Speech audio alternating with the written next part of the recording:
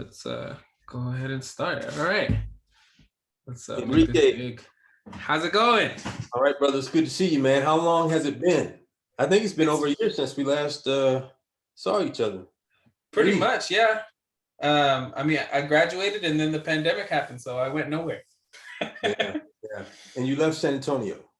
Yeah, I came out. So we came out here to Utah with my wife, who's in the Air Force, and I've just been exploring more right now because of right now with my photography, the way it is. I'm getting like in trouble for posting like what I post, like my lingerie sets and all the other stuff. Yeah, you're like not in San Antonio anymore. You know, it's a different. Yeah, so yeah, I'm getting flagged more, and so I'm starting to go out and just start taking landscapes and just kind of exploring, just trying new stuff that I didn't have time for. So right, I'll be posting more of that on that'll be a Instagram. change. That'll be a change for you. I know. Of your audience members.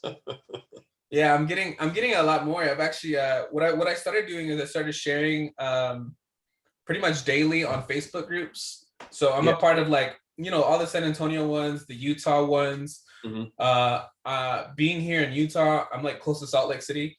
I'm really close to Vegas. So I'm about 4 or 5 hours from Vegas. And so I mean, I'm talking to a lot of people over there who want me to go over there. So I joined those Facebook groups, California Facebook groups, and then I want to go out to Florida. So I'm joining all these Facebook groups. I post them daily, and then I ask for like criticism. And I get good stuff sometimes I don't. But the main thing is I get a lot of like followers, and I'm getting more and more people who come to me, which is pretty awesome. Right. What about you? What have you been doing? Well, I guess like a lot of folks, the pandemic, when it hit, it was crazy. I had actually scheduled a flight because it was right at spring break and we had like 2 weeks, and I was going to go to Denver, Colorado and take my camera and just shoot. That was the whole intent. And I couldn't believe it. I was sitting there watching right in front of my eyes as this trip went from, I'm going on this trip to maybe I'm not going to go on this date. Maybe I'm just going to, go a little bit later to, you ain't going anywhere. In fact, you can't even go to the grocery store without, it was just surreal.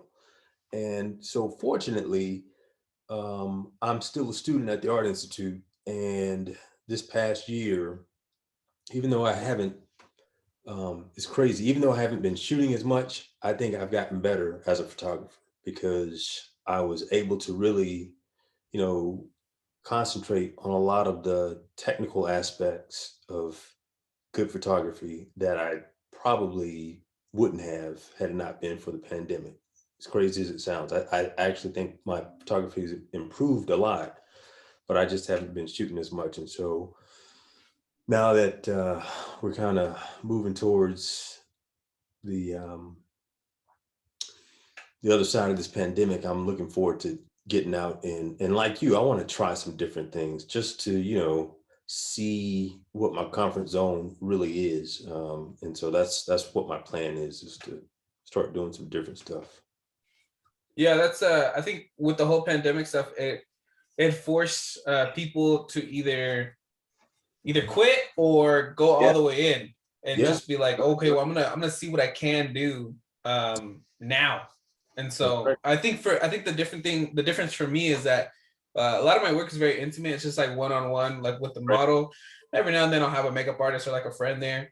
But like during, like, everybody's like, you're gonna have people over, and I was like, if I get it, I get it. We'll see.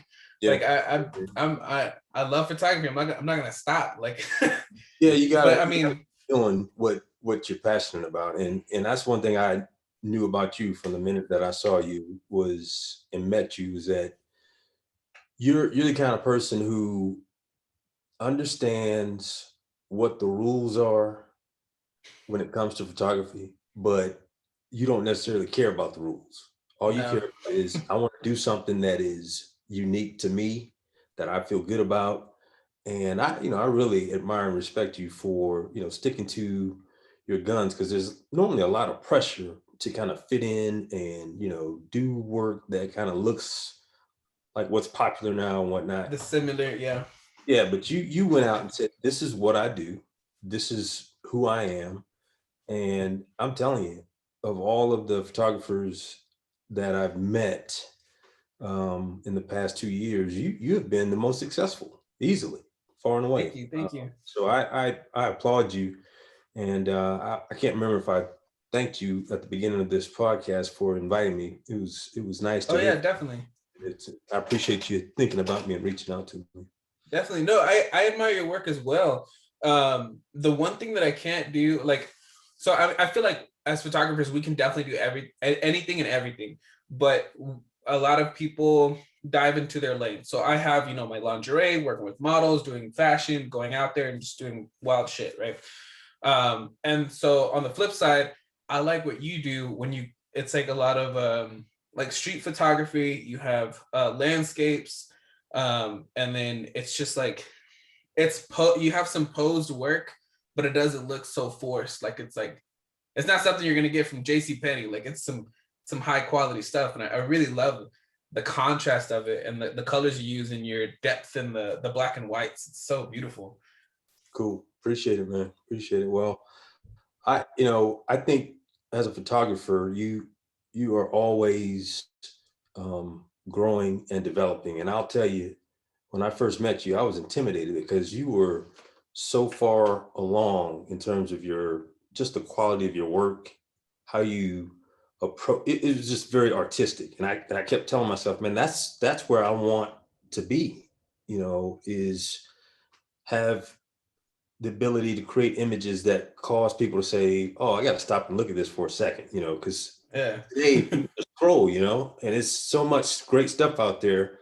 How do how do you Gotta do what catch them. you've done? How do you distinguish yourself? And that's what I've really been trying to concentrate on, is just taking my time, and realizing, for a lot of your fans out there that are aspiring photographers, that nobody started off shooting great images. Everybody starts at a foundational point, and over time they stick to it and they learn and they make mistakes and they grow from those mistakes, and then that work starts to improve. So I by no means feel like I've arrived yet. I have a long way to go, but I'm kind of proud of the progress I've made in the last couple of years, but it's because of hanging out with people like you. I mean, you are one of these photographers who doesn't, you know, protect and guard all of their stuff. And, you're always very helpful on techniques for post-processing. And,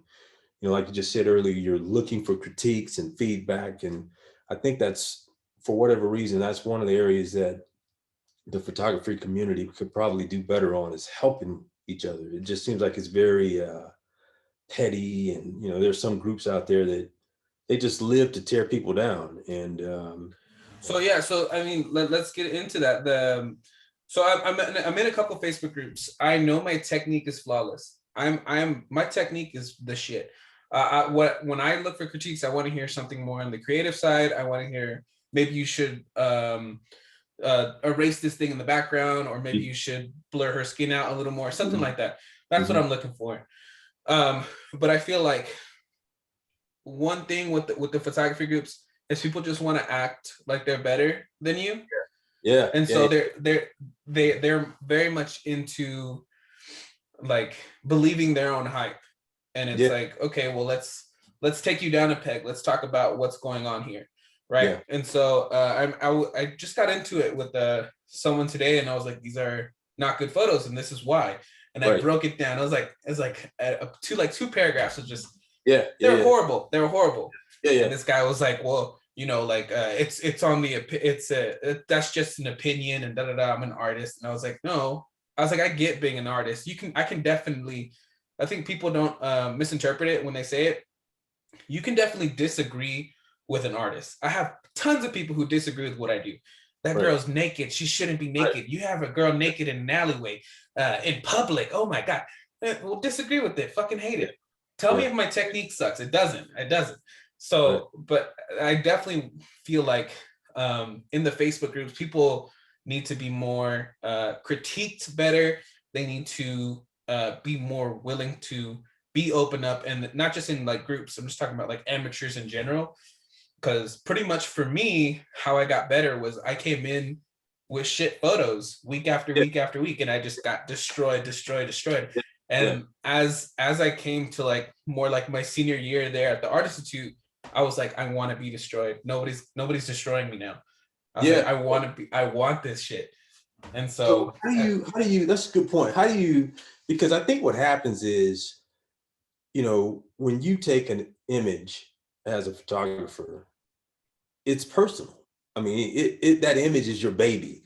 And when yeah, somebody talks about it in a way that, although it's probably good feedback, it's negative, and so you take it personally. How did you, you know, toughen your skin, so to speak? How did you explain that process to me, to where you are now, where you are like, I want feedback. I need somebody to critique my work. just because I wanted to be better. I, Yeah, I think that was just it. Like it's just working with the people that I work with, or like working with models. I'm definitely not like a lot of other photographers. I make friends out of people who I work with most of the time. Some people yeah, are not so cool, so I'm just like, oh yeah, stay over right, there. Like I'll just send you your right, photos. right.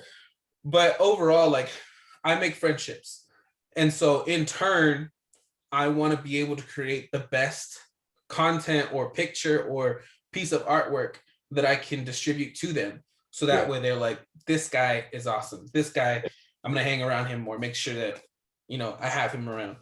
And so um that's just it. Like just craving the best, to be the best, to mm, be up there. And yeah, yeah, so yeah, like when I was still learning and still like, I mean, I'm always learning, but when I'm still kind of pushing myself, it was just like, what can I hear from everyone else? Because yeah, I feel like you definitely have critiques from people who are like teachers, or people who are like Jason. I don't know if you remember yeah, Jason. yeah, yeah. And he'll definitely say, this is what's wrong, this is why it's wrong, and this is what you could Right, have done. right. And I feel like definitely people have strengths. People can talk to their strengths. If you analyze their work, Yeah, Jason, for one person, he's the king of lighting. He has this yeah, takes like 6 lights on just one photo shoot. I remember I helped him out on one. He used yeah. He's a six mad different scientist. lights, and Yeah, this is wild. yeah. So to hear from him and be like, your lighting is a little off. You should have moved Mhm, your light a little over to the left, mhm, or had an mhm. extra light over here, had a reflector. And then he says all these things, and then Yeah, then it comes through in your head, and you're like, sure. okay, I see how that works. Yeah, But then you'll have other people who is like, it just sucks. It just sucks. So yeah, those people you just dismiss, because they'll never be you. They'll never be able to grow how you are growing. yeah. That's great advice. Hey, let me ask you something else, because you made me think about something. Um, I'm guilty. I always believed, and I'm starting to learn that it's not necessarily true. And you're a great example, that one way to improve my photography was to go out and buy expensive equipment and gear. What's your philosophy on that? I definitely think you should. I definitely think you should go out and buy stuff, but there's definitely limitations. Yeah, The best thing to do, honestly, for beginners, buy all you want is that good camera body. yeah, As long as you have that good camera body, and buy yourself like a 50 millimeter lens that drops down to like 1.8, you can do mostly anything. yeah. So like with your stuff, what do you shoot with? I just, within the last year or so, migrated over to the Canon mirrorless. I've got the base entry body, and I got some pretty good mirrorless lenses to go along with. I got a 50 millimeter prime, and I got a 15 to 35 millimeter for my landscape, two mirrorless lenses. So I think that's helped me in terms of the aesthetics. So when you go out and do your street photography and stuff like that, do you just go out with your camera in your landscapes? Like, do Uh, you just take the camera and just two lenses, or do you take lights, or do you have like a big that's that's backpack? a, Or that's a great point, man. I learned a long time ago just always have a camera with you. You know, you don't have to have all the stuff, but keep a camera with you. And some of my best images, or the ones that I like the most, are ones that I was fortunate to have my camera with me, and this just crazy, situation and scenario presents itself. And I try to present that in my street photography. I've learned in the past year that, one of the keys to what I think is good street photography is to have this kind of spontaneous feel to it, kind of random feel to it, like it's just happening and not staged. But I also learned that a lot of times the great street photographers will scope out a certain spot different times of the day to make sure that the lighting conditions are just right. And then they'll wait and sit in that spot and just Oh, shoot yeah. people coming by doing things. And I didn't realize that, but so it is spontaneous, but there's some deliberate planning that goes into good street photography. And there's some guys out there now that I'm following, just trying to learn from and steal some of their ideas, because I believe in stealing ideas. I don't think there's anything wrong with it. There's no real original work out there. Everybody's kind of, riffing off of what they see and what they like. And so I think that's how So you get. just to elaborate on it, stealing ideas is good, but not stealing images. Don't ever steal images. Yeah. I'm glad So yeah. you clarified that. You don't want to steal somebody's images. I mean, that's interesting, because as a photographer, why would you do that? Why would you Yeah. take somebody else's image and try to take credit for it as your own, as opposed to looking at that image and you can recreate it and try to recreate, because that's how you learn. But man, why would you just, I've seen it happen a few times. yeah. And then I believe, I forgot the name of the website, but there's a website where you can upload your photo to, and then it'll tell Mhm. you if it's been uploaded anywhere else Yeah. without your knowledge. And so Yeah. That's that's crazy. definitely just something to look out for. But yeah, like you're right. Like stealing ideas is definitely a cool thing, because I think you can get inspired by someone else's idea, and then maybe kind of do something that they kind of do, but maybe kind of make it your own, Yeah. and then maybe even make it better. Yeah. So I think it's really good to kind of just experiment and play around. That's a big old water jug. Yeah. What kind of camera equipment are you using? So I have the Sony A7 III.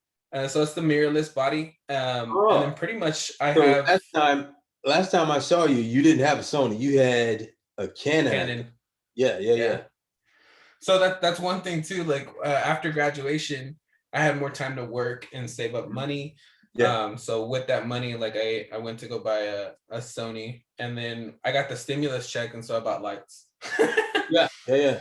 Well, can I say that you taught me a valuable lesson, because when you were in school, you were shooting, I think, an entry level Canon camera. It was a Canon Rebel T5i. Yeah. And your images blew everybody else's stuff away. And so that's what I want to tell your viewers, is that, eventually, yeah, you want to gravitate towards, better equipment, but you don't have to have it to take those great pictures. Cause I just, I remember seeing your stuff like on display throughout the school.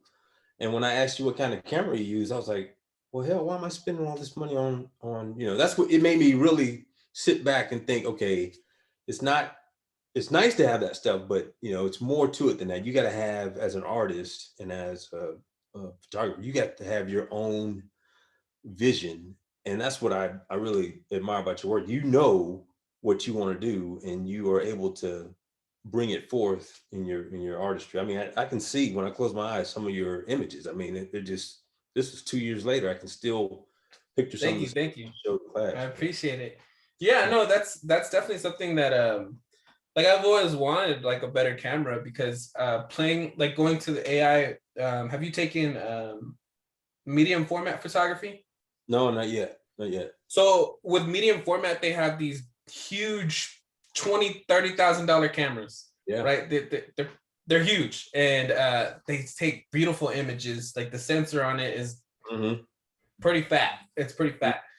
And to edit those images, you zoom in and like, let's say, you take a picture of me right here and you have me all lit up real nice. You can zoom into my eye like really close and you can see yourself in my eye. Yeah. Like it's just like the amount of information that it captures is amazing. So seeing those, I was like, well, I definitely should get a better camera, something that with a bigger sensor. I want to be able to do all these things. But in life, we have to save up for these things and definitely make sure that it's a good investment for us. And so I feel like if you have the dedication, if you have the eye, if you can push yourself with a little cheapy camera, because mine was, I want to say like $600. If you can push yourself with that little cheapy camera and learn all the basics, learn how to work with what you're playing with, then you can definitely really know what you're doing when you buy these expensive pieces of equipment. Back to like those Facebook groups, I know a lot of those people produce very subpar images, and they have a Sony A7 III and they have Godox AB or BM lights, and they have all these things, but they don't know how to use it.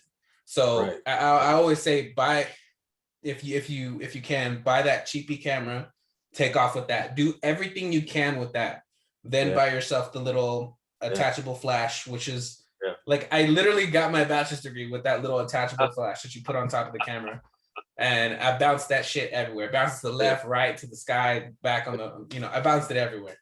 And then finally, after I graduated, I got all these lights and stuff. So I never knew that, because I would see you and Jason working together. I remember, I think that was the first time I met you. You were helping Jason with a project, and just by the way you guys were, working together, I said, okay, these guys are probably just, super experts and have all the equipment and all this stuff. So it's neat to hear that you were just working with what you had, and I think that's great advice for people that are starting out, because I felt that pressure. I said, okay, I want my pictures to look good. And you get so desperate, you just start thinking, okay, if I throw money at it, it'll fix itself. But I ended up getting frustrated. You just get more frustrated because, like you said, you gotta. Yeah, because it's definitely something else you have to learn. It's one piece of equipment. Like, I see people who go out and they buy whole studio sets. They'll buy that was every other tripod. They'll buy everything. They just, I spent $3,000 on this. Okay, do you know how to use any of that? Have you? You gotta battle hard in it. You gotta put in the time with it. So I mean, like, even now, like, I just bought a little flash for my Sony, and I don't have any idea how to use it. It's a way different setup than my old Canon one. And I'm trying to do it off camera flash because I have the radio, I have the capabilities, but I don't get it at all. So even though I spent all this money on this stuff, you still got to learn it. And it's definitely YouTube pages and just like kind of diving into like reading the manual. One thing, and I never wanted to do it, but it was okay. So there's a lady there at the Art Institute. She was one of the original photography teachers. I can't remember her name. I remember when I got there, I had told them I have already taken photography 1 and 2. I had went to another college before then. And so they tried to put me in the intro to photography class. And this lady was saying all the basics. And I was like, I know this shit. I want to be out of it. And so I was like, I'm going to hang out for the day. This lady was like, first day, she wants you to rewrite the whole manual. Oh, yeah. I was like, nah, I'm dropping this class right now. I'm not writing this whole manual. Fuck all that noise. So I was like, that is not happening for me at all. So I mean, I went to the dean and I talked to him and I got out. But I think I feel like it's definitely something that nobody wants to do, but I feel like it's very essential because a lot of people don't really know how to use their camera. They just buy it and they're clicking and pointing it. That was me. Before I started with the Art Institute, I purchased a pretty high-end Canon camera, and I never opened the manual. I never opened it. It sat. I couldn't even find it. And when I took that class, I had the same assignment. She said, like, pick 4 or 5 chapters. You can pick them, but you're gonna write word for word. And I was like, what is this? Is like kindergarten stuff. But I understand why she was doing it, because so many of us don't take the time, and that's where all the secrets and answers to the test are right there in that manual. So you don't have to read Yeah. all. There's certain chapters, like you said, that will help you with that foundation, and then it's a great reference when you get stuck on something. The answer is normally right there in the You're like, manual. oh yeah, I wrote it down. It's in my Yep, head. Yeah, I got it. yep, yep, yep, yep. Yeah, it's definitely something to go back to.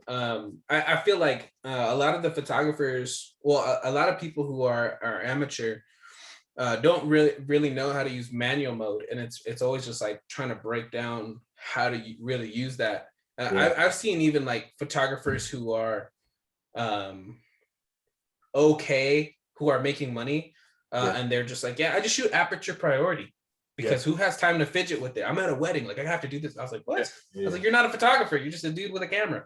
yeah. And so it's definitely something that to focus on. Yeah, I was one of these people who had an expensive camera body and never used anything other than the program automatic mode. And I have a brother who's a photographer, and he's like, why'd you spend that money if you're not going to learn to get off of the crutch of program automatic? Because, it's just a lack of confidence. And Yeah. I didn't read the manual. So I was like, okay, I'll just leave it on automatic. But man, once you kind of wean yourself off of those automatic modes, you don't want to go back to them. You're just like, how, I want to, have the capability to kind of Full set, control. set up the image the way I want to set it up, not let the camera do everything for me. But I can't understand. There are some situations where it's nice to have the ability to flip to something so that you don't miss the shot. Because I've missed a lot of shots, unfortunately, because I just wasn't ready for the moment. So, yeah. Yeah. You said something about like having the confidence. Yeah. Let's talk about that, because I definitely think that's a big thing for photographers. I've seen people who are not confident enough, and then I've seen people who are way too overconfident. There's way more people who are way too Right. overconfident than a little more humble. Yeah. Yeah. Um, so I mean, like, what when did you feel like you can have the confidence in your work, and like what kind of pushed you towards that? Like, when did you feel like, okay, manual mode, I got this now, and I have the confidence to really share my work and just tell people, yeah, I'm badass, hire me for a job. It's amazing because I've always enjoyed photography as a hobby, and people would always say, "Man, you have a really good eye." I'm sure you've heard that before as you were coming up, and I didn't quite understand what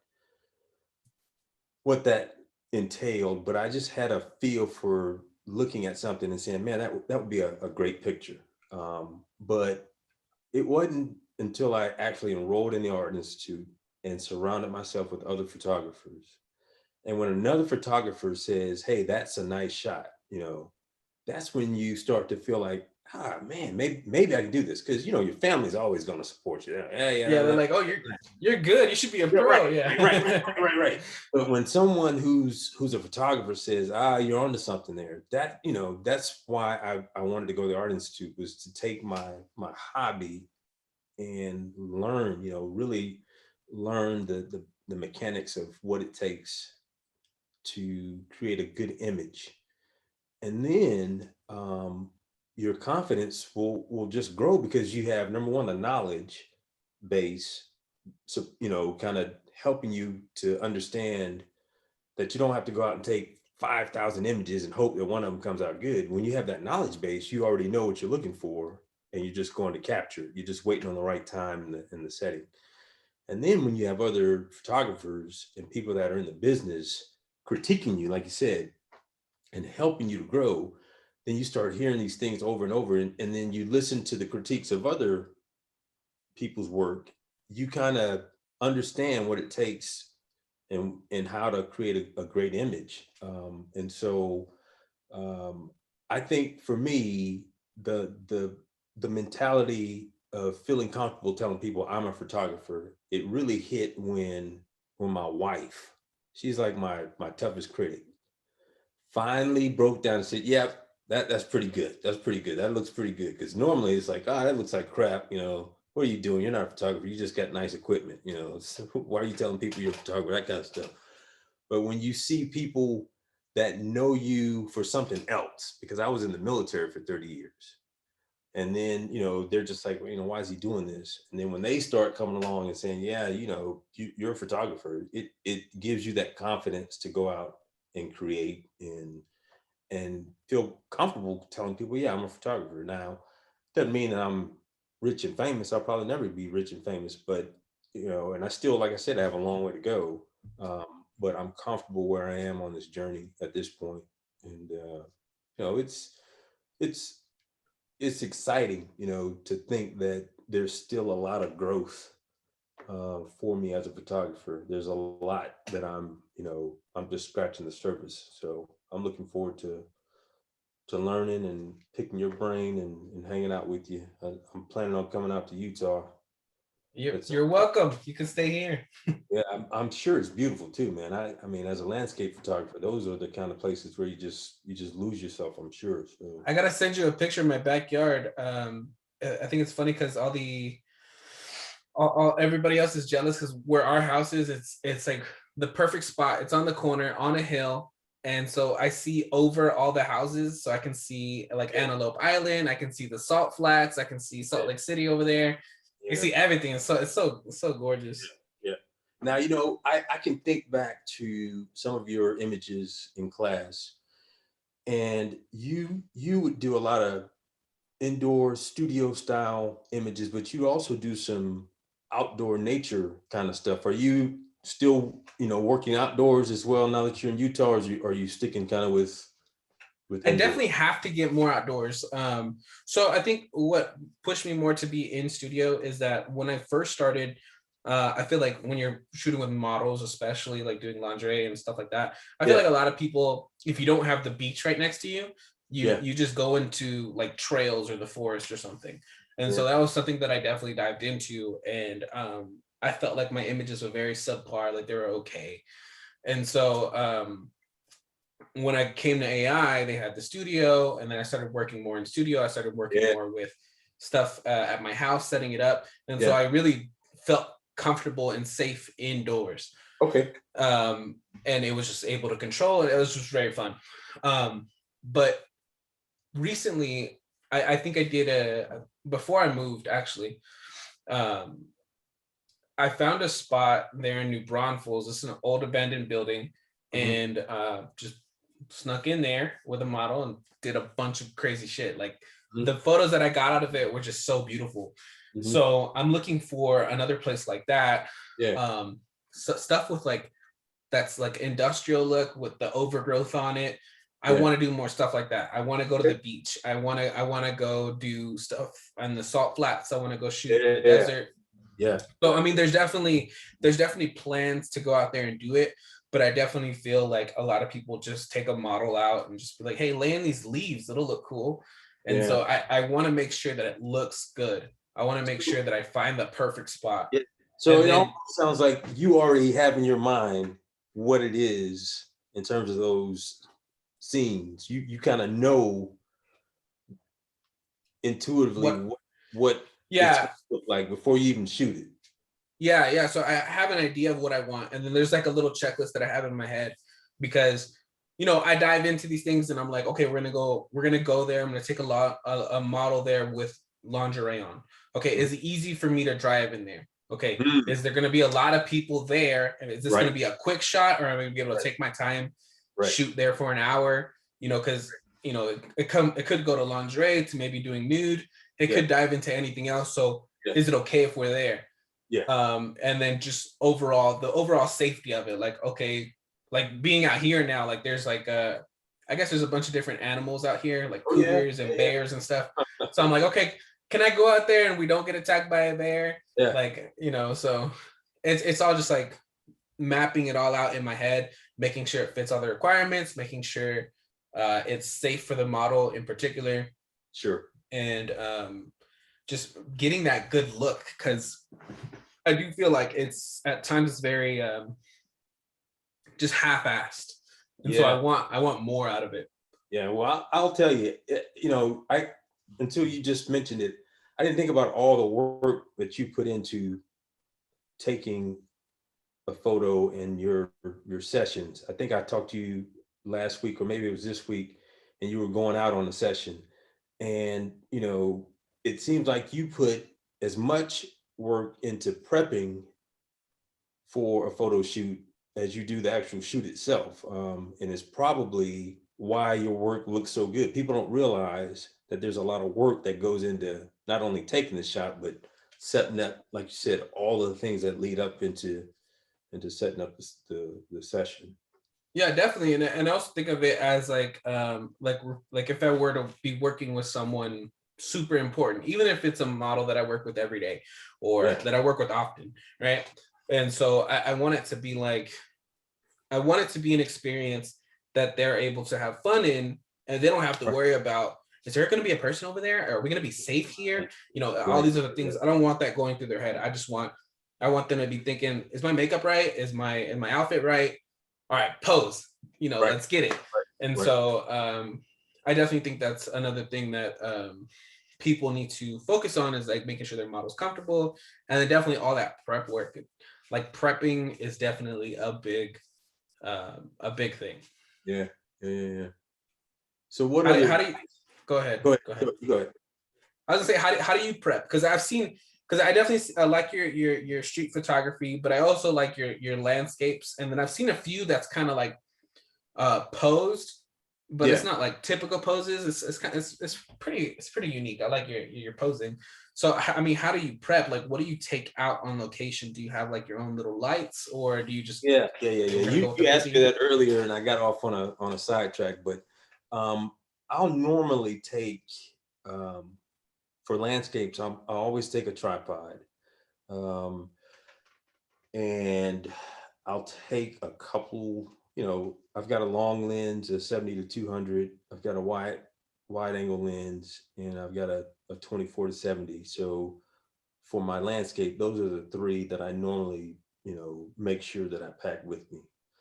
Um, I I don't take a lot of lighting with me, especially if I'm just doing street photography. I take maybe a 50 millimeter lens, and I'll take something that's a little longer just in case I need to do a quick zoom on something.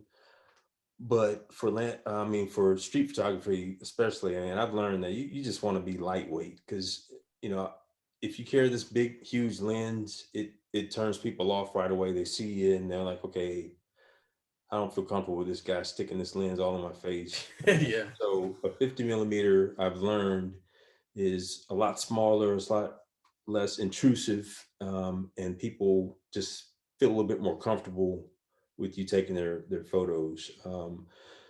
For some of the portrait work that that's the one thing that I enjoy doing, but I don't think I have a passion for it like you do.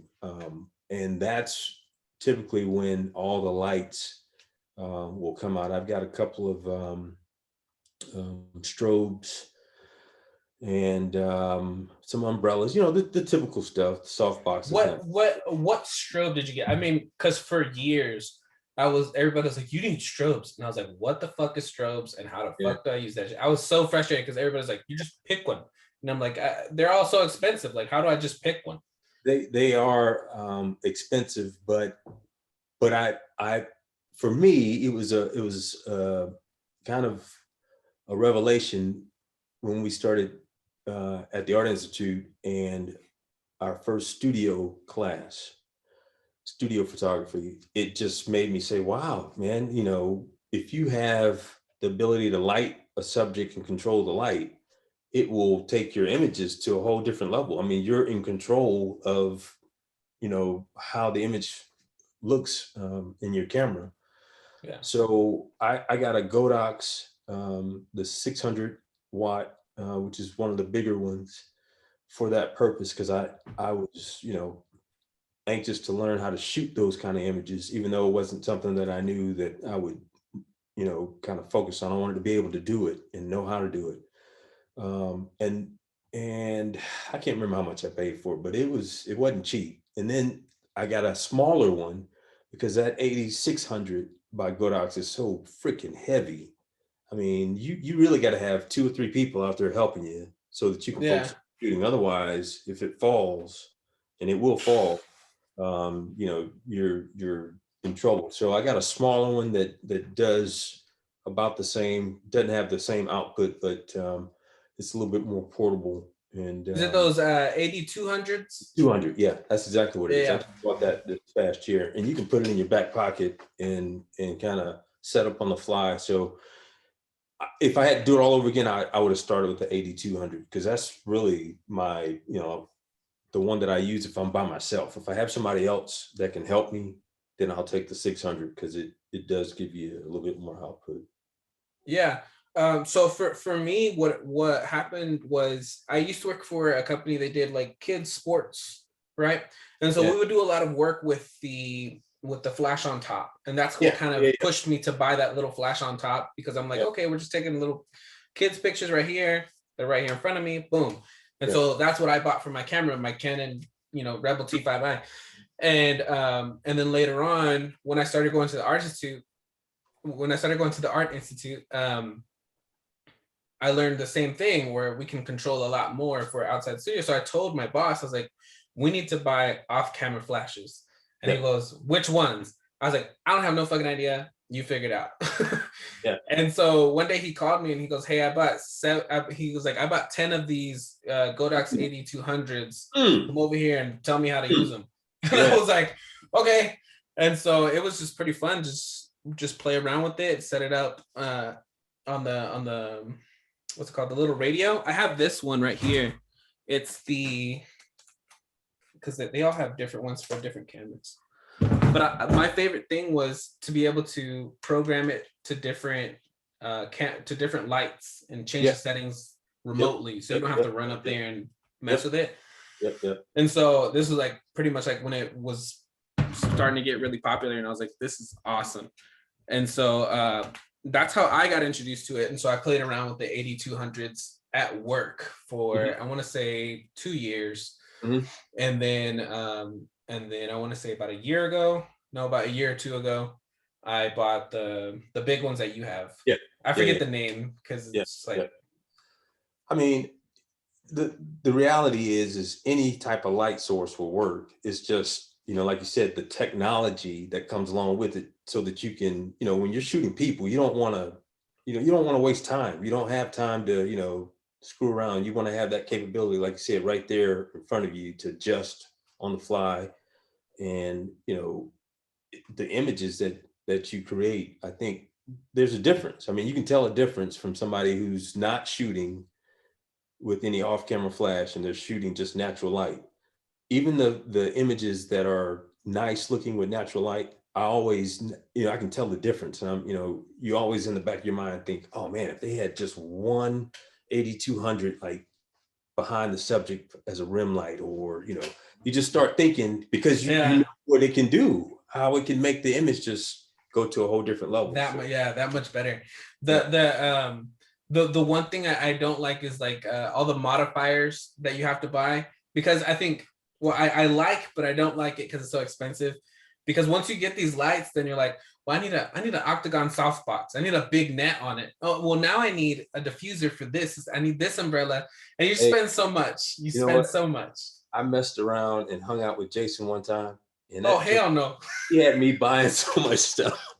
Because I mean, he's like you said, he's a light master and he has all this stuff. And I'm like, oh man, maybe I should go get all those toys. Do you know about mag mods?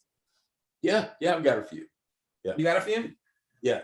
I think the mag mods are nice because you can get the same look, but man, it's just so easy to adjust on the fly, and you're not messing with a lot of additional modifiers and boxes and stuff. It just, I think, helps.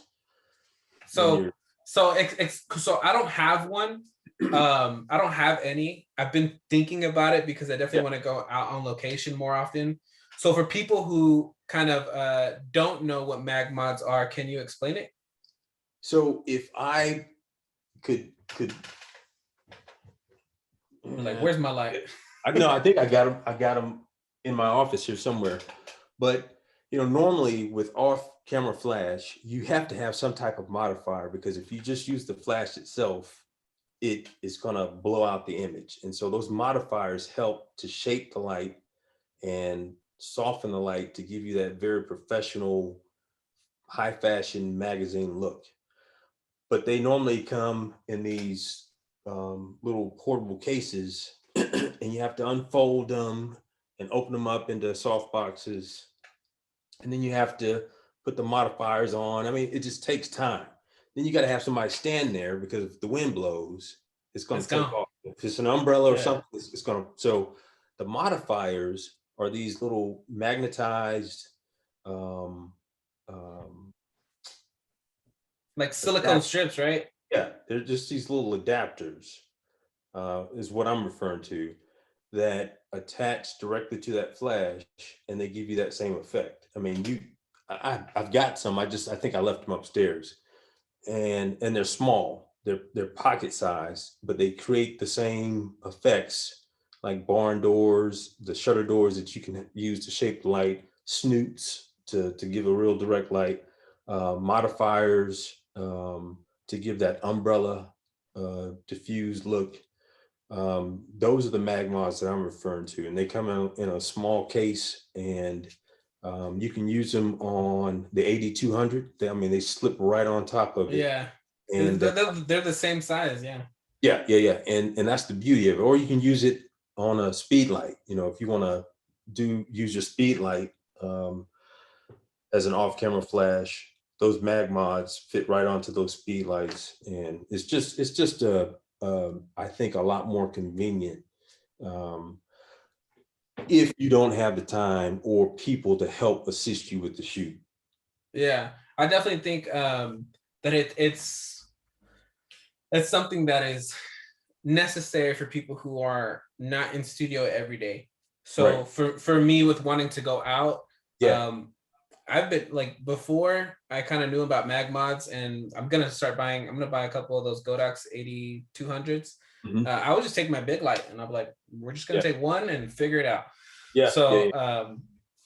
I definitely think it's a lot better. The one thing that I really like about it are the gels that you can put on Yeah. there. Yes. Yes. Yes. Yes. Yes. Yes. They give you a Oh whole yeah. bills. I'm glad you said that, because I forgot I even had them. And again, I just don't do a lot of the creative portrait work like you do. But man, the gels are one of those little tricks or tools in your kit box that just put your photography on a whole different level, because you don't see a lot of people using them. You know, Yeah. it depends on who you follow, but as a general rule of thumb, the people that I track on social media don't use gels as much, but you just it just makes the image stand out from all those I other. feel like they're definitely situational, and you definitely have to know how to use them. So I know a few people I've seen a couple people use them very subtly. Yeah. So this guy used it in a bar, and Mm, he was, flashing the bartender, yeah. and it's going to be a good white light, right? But in Yeah. the back, he flashed blue, so it Yeah. looks more like the bartender kind of look. Yeah. Yeah. And Yeah. Yeah. then he flashed the I guess the bar itself, kind of a yellowish tint. He had a Yeah. different kind of weird color, but it was Yeah. more like a yellowish tint, and it just Yeah. added all this stuff to the photo. Yeah. And Yeah. it Yeah. was like, you don't even have to edit that. In Right. in in in the in the long run, like, that's how you'd want to set it up. But Yeah. short term, I definitely feel like you can Photoshop all that. Yeah. If you don't have those things. Yeah. Uh, but yeah, like, I think once you learn how to use them subtly, you've Yeah. mastered it. Yeah. Yeah. For me, I haven't mastered it at all. I just kind of play around with the lights.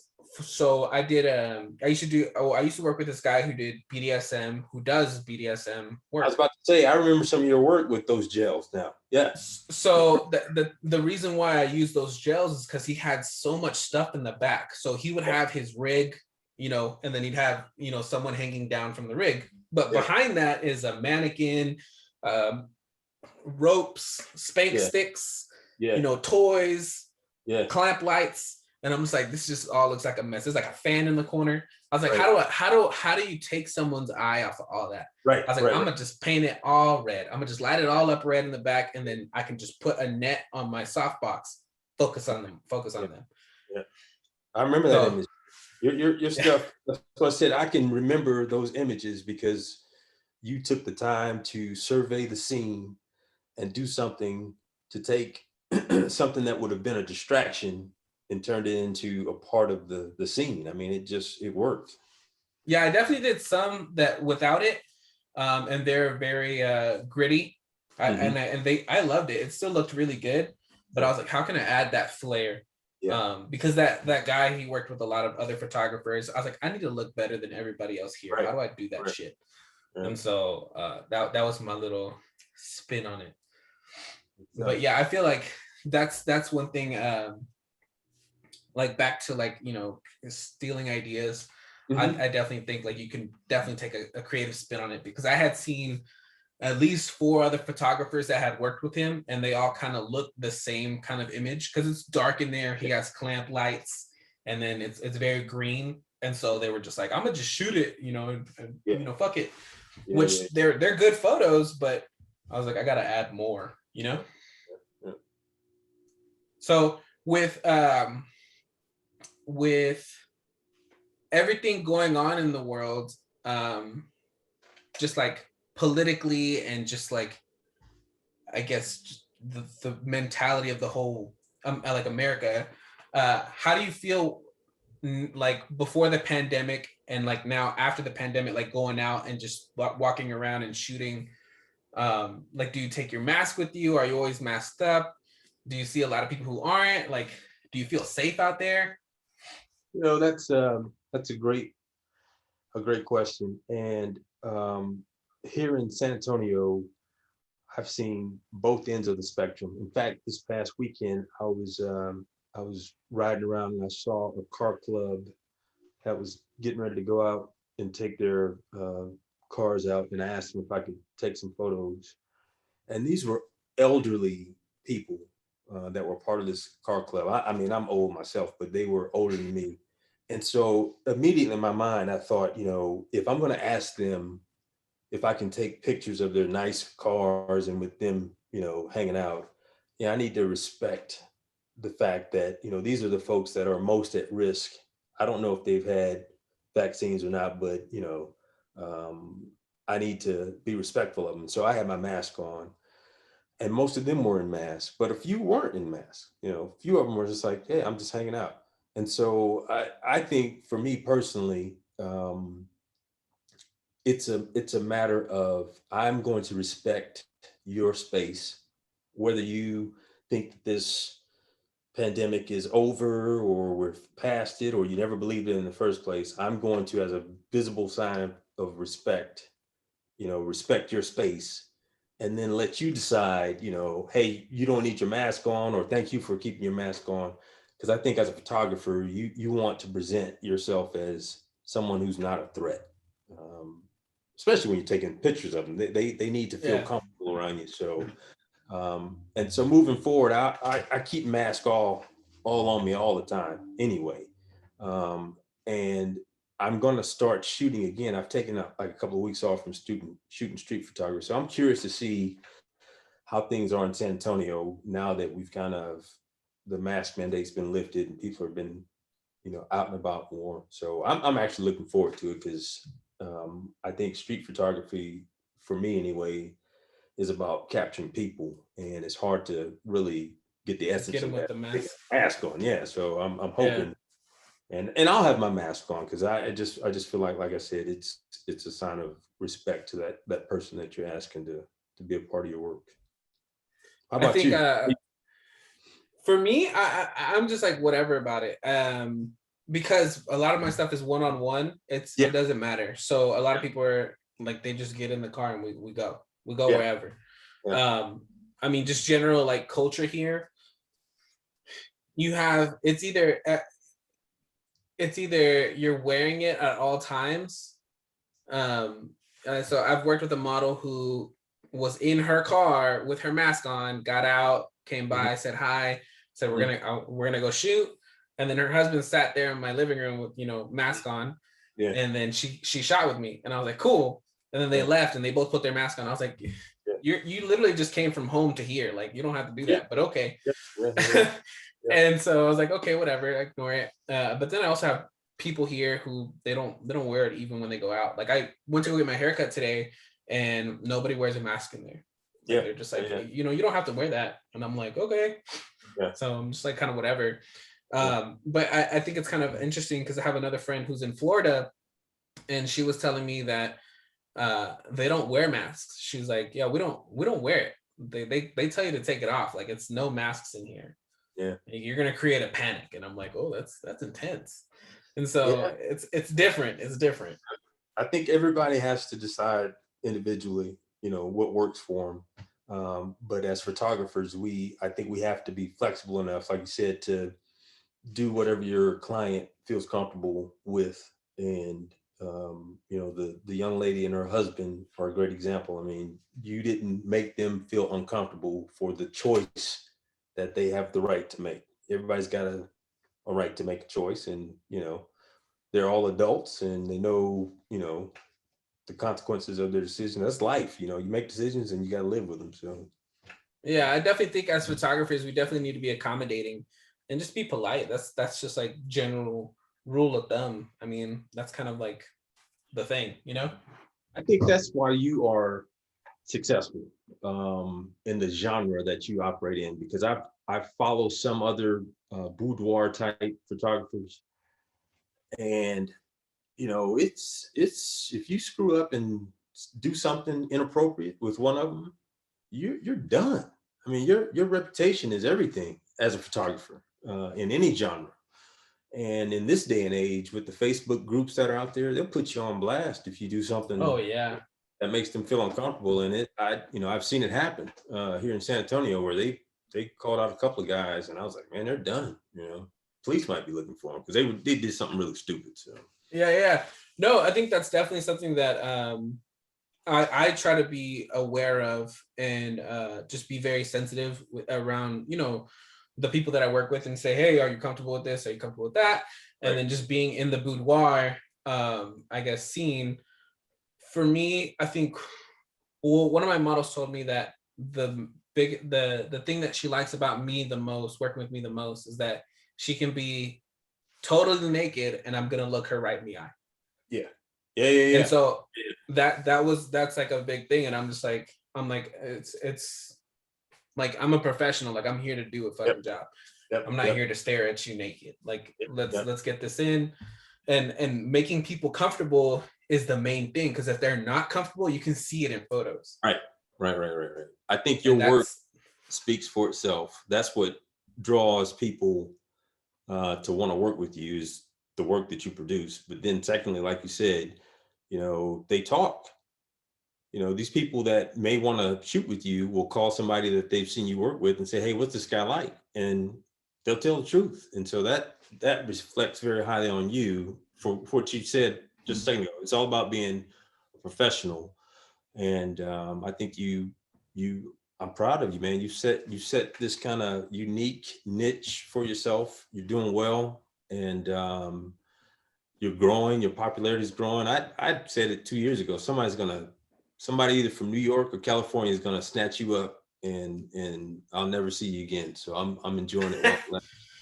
oh, you'll see me. I'm not gonna forget nobody. I'll remember everybody. But no, yeah, I think I do have a plan. You kind of inspired me because you said that you're going on tour, or you're gonna go travel. So Yeah, you said you bought a van, right?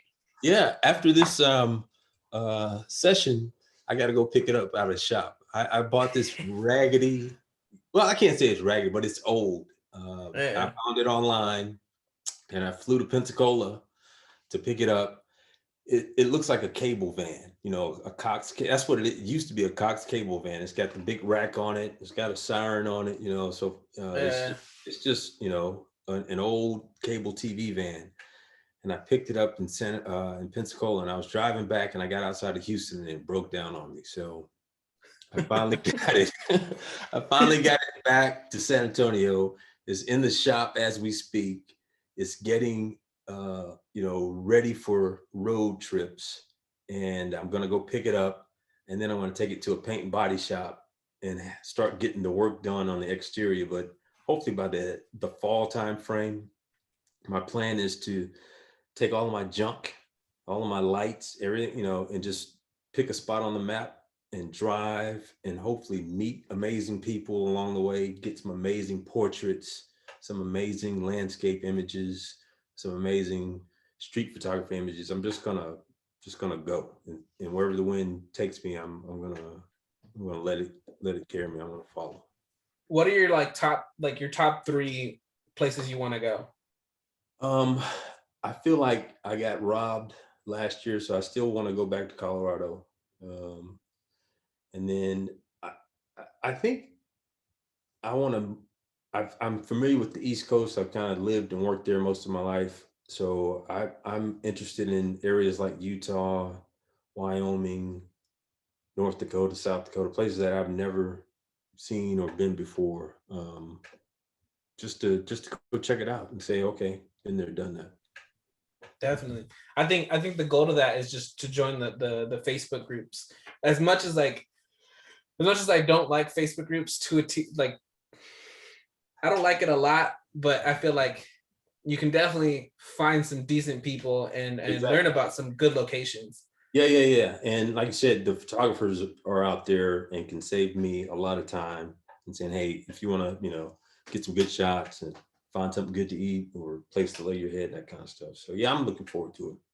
We'll see. I think the best places to eat here are definitely more in the inner city. So I live I guess like 20 minutes outside of Salt Lake. Yeah. And there's like no good food here. Like compared to San Antonio, we got all the tacos and barbecue. Yeah. I'm suffering over here. When you come visit me, bring me a brisket. I will.